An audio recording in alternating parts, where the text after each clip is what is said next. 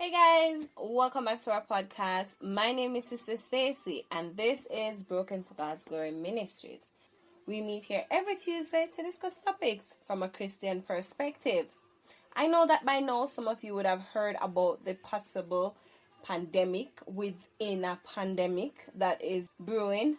And because I know that the spirit of fear is let loose in this season, I just want to encourage us all to continue to keep our eyes on Jesus, as he has not given us the spirit of fear, but of power and of love and of a sound mind. And we can take courage that he will strengthen us and keep us throughout this season and every other season that is about to come. So let us just use this time to build our spiritual muscles.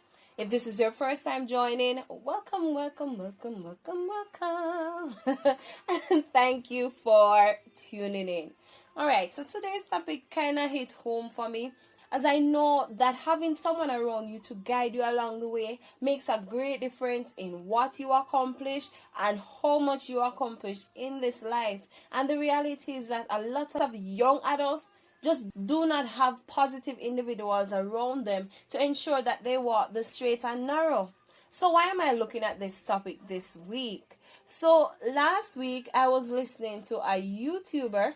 He covers murder stories in Jamaica, and on it he makes reference to a 16-year-old that made the most wanted list for Jamaica, and he is from the parish of Clarendon. This young man is from the parish of Clarendon. A few weeks ago we also heard in the news that a 14-year-old along with a 17-year-old and an 18-year-old were among 5 men that engaged police officers in a gun battle in Clarendon.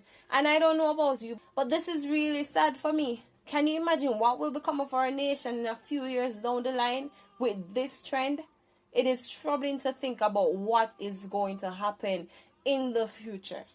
This is why young people need guidance. Not just any guidance, but positive individuals around them to nurture them. And as I was preparing for this week, I remember something we learned in college about Erik Erikson's stages of psychosocial development. And stage 5 of his theory states that during the ages of 12 to 18, the child goes through what he described as their identity versus role confusion season.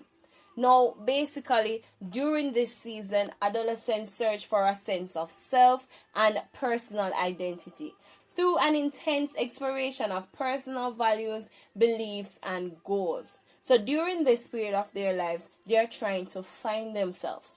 They are exploring all the options.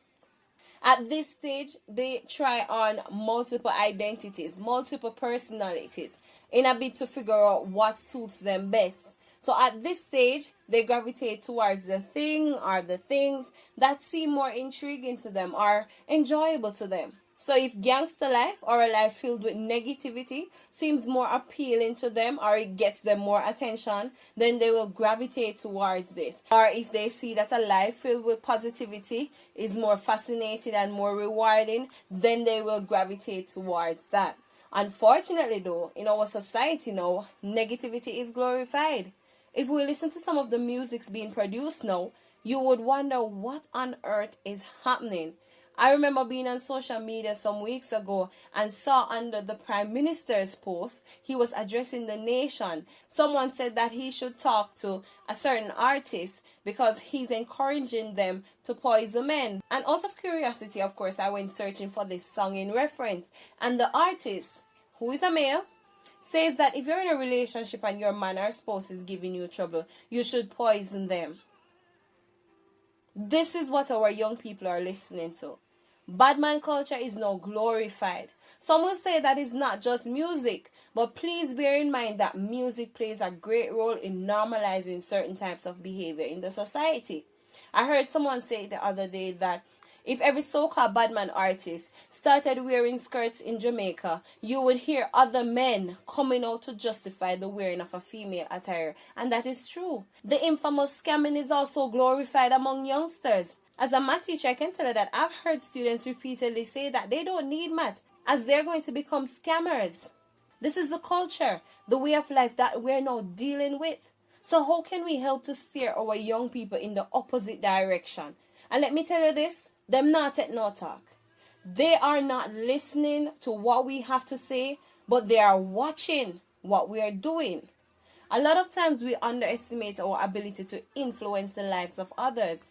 A positive role model is simply someone who serves as an example, inspiring children to live meaningful lives. Role models show young people that they can live a life filled with integrity, optimism, hope, determination, and compassion. So role models play an essential part in a child's positive development. When we talk about role models, sometimes we forget that they can have both a negative impact as well as a positive impact on our children, which is why we have to find out who our children, our child, role models are and why they admire them. Who do our children look up to for inspiration and guidance, and why? A lot of time public figures carry out unacceptable behaviors, but because, like I've said before, they're in the spotlight, the behavior becomes normalized, it becomes okay. Which is why as parents we have to teach our children the difference between right and wrong, between moral and immoral. So what are some qualities that young people look for in a positive role model? They expect that this person must show passion and possess the capability to inspire others. They want to see persons who are other-focused as opposed to self-focused. Someone who freely gives their time and talent to benefit others. Young people admire people who are actively engaged in their communities. They want someone who is selfless and accepting of others, as well as someone who shows the ability to overcome obstacles. But how can we in our own space become better role models for the youth? Solomon in Ecclesiastes says, "Rejoice, O young man, in your youth, and let your heart cheer in the days of your youth. Walk in the ways of your heart and the sight of your eyes, but know that for all these things God will bring you into judgment." This shows us how serious it is for us to help steer young people in the right direction. And a lot of the times we think that we need great platforms from which we can become influential. But all we really need is a heart for others. As a matter of fact, you'd be surprised how many persons are actually looking up to you without you even knowing. Proverbs 26 verse 6 says that we should train up the child in the way that he should go. And when he is old, he will not depart from it. I cannot even begin to tell you how many times as a young parent I've questioned our ability to raise our daughter, that she does not grow up to become a menace to the society. But what I simply do is to do my best and to practice what I preach. A lot of times I think that this is where we fall short as parents. We can't do as I say but not as I do thing, because the same filth that proceeds out of our spirit will also come out of our children. The other day I was saying to my husband that it is not sensible for us to be correcting our daughter for using words that she hears us with, and we can't even brush it off and say that she got it from school as she's currently at home with us. And when I say words, I mean things like stupid and idiot, words that we tell her are rude words. But if we get mad at something in the house, we say stupid this or stupid that, and she's even repeating the action. Another thing is to think in such a way that every child is your child. Every child is my child. One of the things I've had to learn as a teacher is to always remember that I too have a child in the classroom. So every child is treated the way that I would want mine to be treated. The society now, though, tells us that my child is my child and your child is your child. I remember growing up and hearing stories about what it was actually like for the village to raise the child, and how you could not misbehave on the road as an adult would give you a fine correcting before you get home, and you best not say anything when you get home, or else you will get another set of correcting. But now we see clearly that we have to be selective in what we say to these children as their parents. Not a no tag either. They are more likely to ask you if you aided with the delivery of their children. So we have to flip the script.